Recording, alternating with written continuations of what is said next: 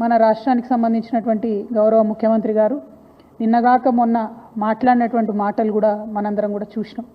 తెలంగాణ ఆత్మగౌరవాన్ని కించపరిచే విధంగా నేను ఒక రాష్ట్ర ముఖ్యమంత్రిగా ఎక్కడికి పోతున్నా నన్ను చెప్పుల దొంగను చూసినట్టు చూస్తున్నారని అంత నీచమైనటువంటి మాటలు, నిజంగా అట్లాంటి మాటలు చెప్పాలంటే ఇబ్బంది అనిపించినా ఆయన నోటి నుండి అట్లాంటి మాటలు వినడం అన్నది తెలంగాణ ప్రజలకు అవమానం.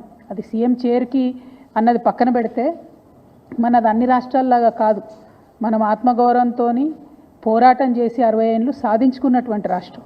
అటువంటి రాష్ట్రాన్ని ఎంత గౌరవప్రదంగా మనం కాపాడుకుంటే అంత బాగుంటుంది. కానీ తెలంగాణ ఆత్మగౌరవాన్ని కించపరిచే విధంగా ముఖ్యమంత్రి గారు మాట్లాడడం బాధాకరం. అయితే ముఖ్యమంత్రి గారి మాటల వెనకాల ఆక్రోశము, బాధ వేరే ఉన్నది. ఏంది వేరేది? మొన్ననే మనం చూసినాం 400 ఎకరాలు కంచగచ్చిబౌలి భూముల్ని కుదోబెట్టి 10,000 కోట్ల రూపాయలను అప్పుగా తీసుకొని రావడం జరిగింది. యావత్ ప్రపంచం ముందు తెలంగాణ పరువు తీసినటువంటి ఉదంతాన్ని కూడా చూసినాం. అక్కడ ఉన్నటువంటి నెమళ్లను, చెట్లను అన్నిటినీ నాశనం చేస్తే ప్రపంచవ్యాప్తంగా ఉన్న పర్యావరణవేత్తలందరూ కూడా బాధపడ్డ విషయం చూసినాం. మరి ఎందుకంత పట్టుదల? ఎందుకు ఆ భూములు అమ్మాలి? ఎందుకు 10,000 కోట్లు తెచ్చుకోవాలి అంటే ముఖ్యమంత్రి గారు కంప్లీట్గా ఆలోచన ఏంటంటే తెలంగాణ రాష్ట్రంలో టీఎస్ఐఐసిలో, ఇదివరకు టీఎస్ఐఐసి అన్నాం, ఇప్పుడు వాళ్ళు టీజీఐఐసి అంటున్నారు, ఇండస్ట్రియల్ ఇన్ఫ్రాస్ట్రక్చర్ డెవలప్మెంట్ కార్పొరేషన్లో 1,75,000 ఎకరాల పైచిలకు భూమి కేసీఆర్ గారు జమ చేసి పెట్టిండ్రు. కేవలం హైదరాబాద్లో కాదు, జిల్లాలలో ఉన్నటువంటి అన్ని కేంద్రాలలో కూడా ఫ్యూచర్లో ఇండస్ట్రియల్ ఎక్స్పాన్షన్ కోసం అని చెప్పి టీఎస్ఐఐసిని ఒక స్ట్రాంగ్ పవర్ఫుల్ ఎంటిటీగా తయారు చేసి పెట్టిండ్రు. ఇవాళ రేవంత్ రెడ్డి గారి కుట్ర ఏంటంటే ఆ భూములన్నింటినీ కూడా కుదవబెట్టాలి. కంచెగచ్చిబౌలి శాంపుల్ మాత్రమే 1,75,000 ఎకరాల తెలంగాణ వ్యాప్తంగా ఉన్న భూముల్ని కుదవబెట్టడానికి ఒక మంచి కుట్రపూరితమైనటువంటి స్కెచ్ రేవంత్ రెడ్డి గారు తయారు చేసుకున్నారు. మరి తయారు చేసుకున్నారు, కానీ ఆ విషయాన్ని ప్రజల నుంచి దాచిపెట్టాలనేటటువంటి ప్రయత్నం చేస్తున్నారు. మీ అందరికి కూడా తెలుసు, నా దగ్గర నిర్దిష్టమైనటువంటి ఆధారాలు లేకపోతే నేను మాట్లాడను. ఇవాళ నా చేతిలో ప్రభుత్వం ఇచ్చినటువంటి జీవో నంబర్ 12 ఉన్నది. GO number 12.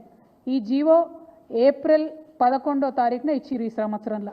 కానీ ఇది మీకు ఎక్కడ ప్రభుత్వ వెబ్సైట్లో కనబడదు, ఇండస్ట్రియల్ ఇన్ఫ్రాస్ట్రక్చర్ కార్పొరేషన్ వెబ్సైట్లో కనబడదు, ఎక్కడ కూడా కనబడదు.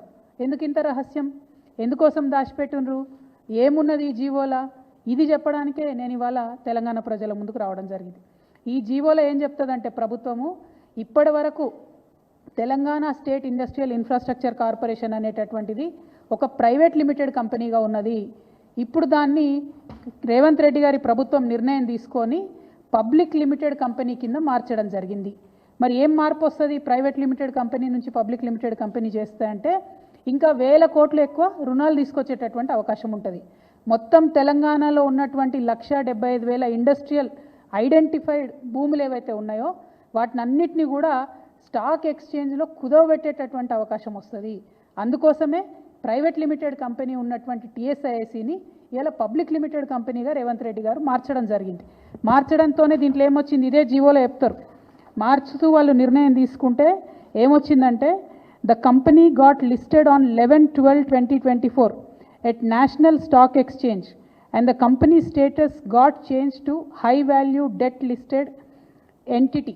అంటే హై వాల్యూలో డెట్ తీసుకోవడానికి, అప్పులు తీసుకోవడానికి, 1,000 కోట్ల అప్పులు తీసుకోవడానికి ద్వారాలు తెరిచినటువంటి ప్రభుత్వం కాంగ్రెస్ ప్రభుత్వం, తెరిచినటువంటి ముఖ్యమంత్రి గారు రేవంత్ రెడ్డి గారు. ఇవాళ నేను రేవంత్ రెడ్డి గారిని అడుగుతా ఉన్నా, మీరు ఒకవేళ ప్రైవేట్ లిమిటెడ్ కంపెనీ నుంచి పబ్లిక్ లిమిటెడ్ కంపెనీ చేస్తే పబ్లిక్ దగ్గర ఈ విషయం ఎందుకు దాచిపెట్టినరు? నెల రోజులైతే ఈ విషయాన్ని, ఈ జీవోను ఎందుకు మీరు వెబ్సైట్లో పెడతలేరు? ఎందుకు మీరు ఎక్కడ సమావేశాల్లో చెప్తలేరు? ఒకవేళ ఈ మార్పు చేయడానికి, private limited to public limited చేయడానికి మీరేమైనా నిపుణుల కమిటీ వేసిండ్రా? ఎందుకోసం తెలంగాణ భూములన్నీ తీసుకుపోయి స్టాక్ ఎక్స్చేంజ్లో కుదవబెడుతున్నారు? స్టాక్ ఎక్స్చేంజ్ మన చేతిలో ఉంటుందా? దానిలో ఒకసారి లాభాలు రావచ్చు, ఒకసారి నష్టాలు రావచ్చు. ఒకవేళ నష్టం వస్తే తెలంగాణలో మనం జమ చేసి పెట్టుకున్నటువంటి 1,75,000 ఎకరాలు వాటి భవితవ్యం ఏంటిది? మన పిల్లల భవిష్యత్ ఎట్లా? రేపు ఎవరైనా కొత్తగా పెట్టుబడులు పెడదామని వస్తే వాళ్ళకి ఏం భూములు ఇస్తాం, మనము ఎట్లా ఫెసిలిటీస్ క్రియేట్ చేస్తాము? అంటే మీరు తెలంగాణ రాష్ట్ర భవిష్యత్తు మీద ఏమాత్రం ఆలోచన లేకుండా డైరెక్ట్గా పబ్లిక్ లిస్టెడ్ కంపెనీ చేసి దీన్ని స్టాక్ ఎక్స్చేంజ్లో లిస్ట్ చేయడం అన్నది చాలా దారుణం. ఈ విషయాన్ని ప్రజలకు చెప్పకపోవడం అన్నది మరింత దారుణం. నేను ఇవాళ ప్రశ్నిస్తూ ఉన్నాను, మీరు ఎందుకు ఈ మార్పు చేసిండ్రు? మార్పు చేసినట్టయితే ప్రజలకు ఎందుకు చెప్తలేరు? ఇంత రహస్యం ఏమున్నది ఈ జీవోలో అన్నది నేను అడుగుతా ఉన్నాను.